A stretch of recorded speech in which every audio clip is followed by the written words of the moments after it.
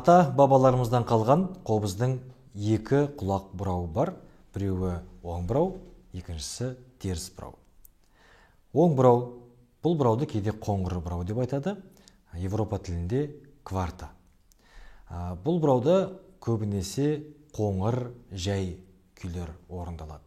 Негізінен қобызшылар, орындаушылар, яғни ата бабаларымыз кезінде қобыз тартатын кезде өздерінің көңіл күйлеріне қарай қобыздың бұрауын келтіретін болған.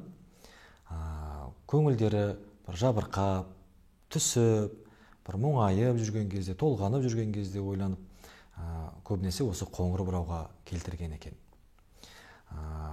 Қоңыр бұрауда орындалатын қобыздың көптеген күйлері бар. Олардың ішінде Қорқыт атты күйі, Ұшардың ұлуы, Сарын, Башбай, Тарғылтана және тағы да басқалары.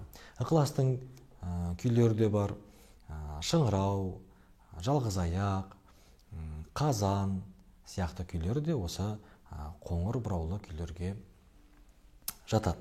Ендігі бұрау теріс бұрау. Кейде бұл бұрауды тік бұрау деп атайды. Европа тілімен айтқан кезде квинта.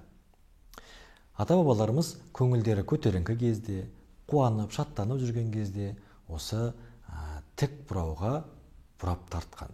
Ықыластың Жезгиек, Қамбар батыр, Кер толғау, ықыластың Ықылас, Аққу деген күйлері осы тік бұрауда орындалады. Тік бұрау оң бұрауға қарағанда жоғары бұралады. Яғни, егерде біз оң бұрауда, яғни қоңыр бұрауда төменгі ішегімізді ре дыбысына келтіріп, жоғарғы ішегімізді соль дыбысына келтіретін болсақ, яғни кварта дегеніміз бұл 4 дыбыстың жаңағы арақашықтығы, ре, соль.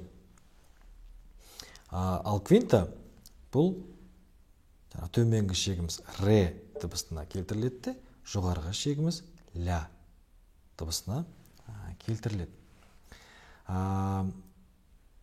Құлақты өзгерткен кезде, теріс бұраудан мысалы үшін оң бұрауға келтірген кезде, біз құлақты түсіреміз.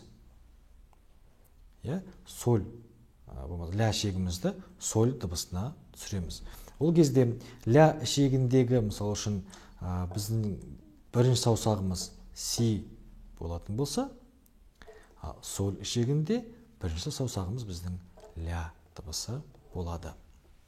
Ендігі кезекте қобыздың құлағын бұрап үйренейік. Қазір біздің қобызымыздың құлағы ре, ля бұрауына келтірулі тұр. Яғни тік бұрауда тұр. Бұл бұрауда көбінесе 4-ші позициядағы күйлер орындалады. Мысал үшін,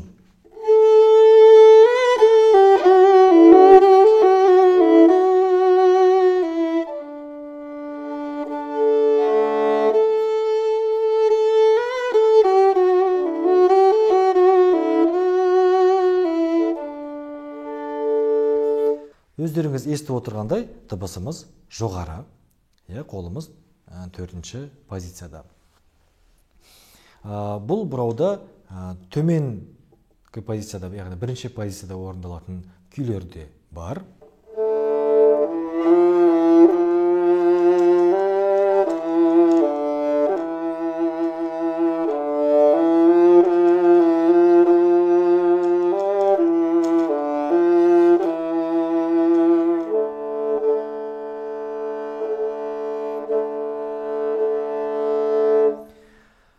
Енді оң бұрауға келтірейік.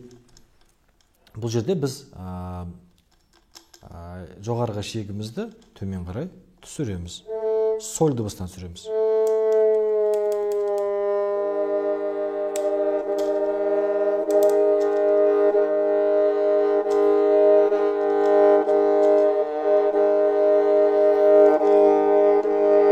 Егерде құлақ күйі сәл ғана жетпей тұрған болса, тиекті әрі-бері жылжыту арқылы өзімізге қажетті күйді, яғни құлақ бұрауын тауып келтіріп аламыз.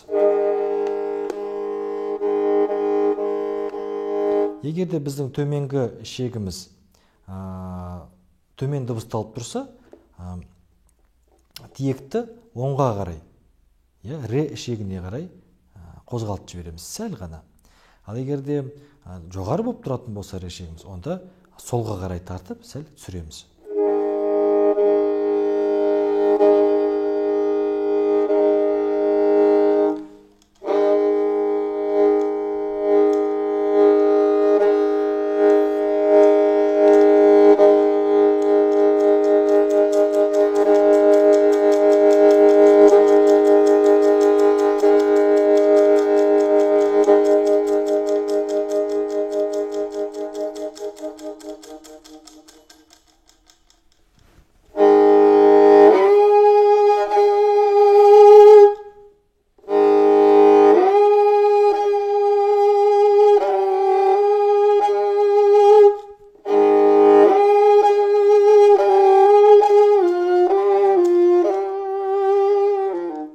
Мен сіздерге Қорқыттың Қорқыт атты күйін оң бұрауда орындап бердім.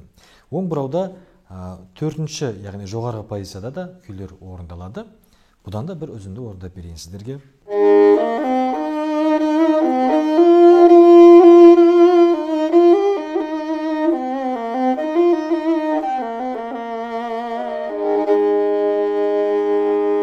Осы жерде де қобыздың көптеген күйлері тартылады.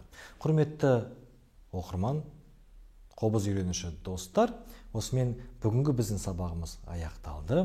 Сіздер үйде өздеріңіз құлақ күйін түсіріп тастап, екі ішекті де босатып тастап, қайта тартып, біз айтқан дыбыстарға келтіріп машықтаныңыздар.